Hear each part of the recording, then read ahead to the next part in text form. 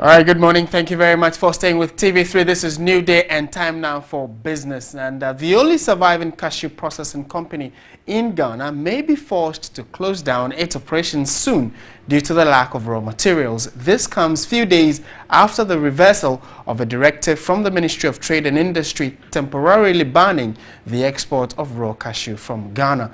13 other processing factories closed down last year due to the lack of raw materials and unfavorable business environment. Ghana produces 50,000 metric tons of raw cashew nuts, while the country has installed processing capacity of 60,000 metric tons. However, only one of all the local processing companies has survived due to competition for the raw cashew nuts from foreign competitors. This, coupled with the decision by Côte d'Ivoire to ban cashew exports and help Ivorian processing companies to thrive, has contributed to the challenges faced by companies in Ghana.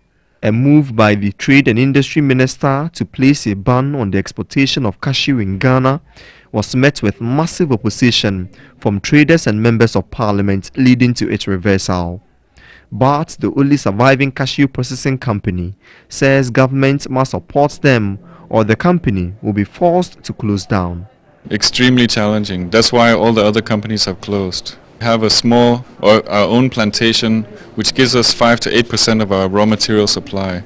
If we didn't have it, we wouldn't be here. So MIM Cashew employs about between 1,100 people and 1,500 people. It's been struggling so much that we need support to survive. Meanwhile, the African Cashew Alliance is making a strong case for Ghana and other African countries to promote the processing of raw cashew locally to create employment opportunities.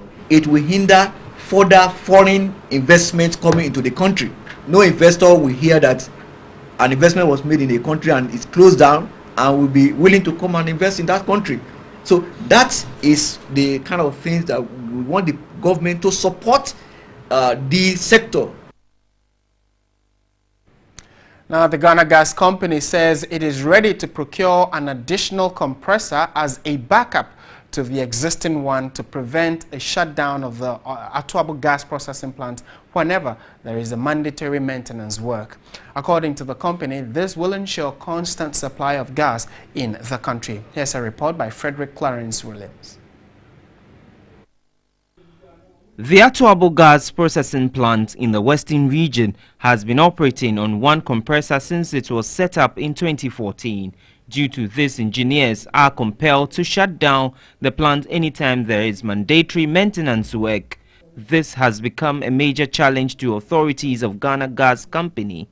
The Chief Executive Officer of Ghana Gas Company, Dr. George Sipayanki, hinted the company is ready to procure an additional compressor as a backup. The drawings have been finalized, engineering service have been done, and we've even started with the procurement of the long lead items. By the end of this year, we have procured the second overhead compressor, and that will enable us to work without stopping work every 4,000 hours operation of the plant. It will take 9 months to install the compressor if it is procured. Still with Ghana Gas and on issues that has generated national discussion, the Ghana Gas Company has intensified its internal and external security at the plant, its metering stations and the stretch of pipelines. The move is to protect the nation's gas infrastructure in a view of the recent terror attacks in Côte d'Ivoire and the revelation by the national security that Ghana is at risk of an attack. Here's another report by cleric Frederick Williams. On March 15, 2016, President John Dramani Mahama held an emergency meeting with the National Security Council to review the security situation in the country following the upsurge in terrorist activities in West Africa. A statement released after the meeting advised the general public to be vigilant, cautious and curious, and to report any unusual circumstance to the law enforcement agencies. In line with these concerns, the Ghana Gas Company called on security heads in the western region to assess threat levels and map out strategies to enhance surveillance of the gas infrastructure. This will create a platform for sharing information on potential reported disturbances to the gas infrastructure, including the 111-kilometer right-of-way from Melambele to the Shaman Takrady Metropolitan Assembly. We at Ghana Gas believe this will enhance ownership of the shared security concerns by all of us and improve the fight against threats such as terrorism and then Galamsey to the onshore pipeline.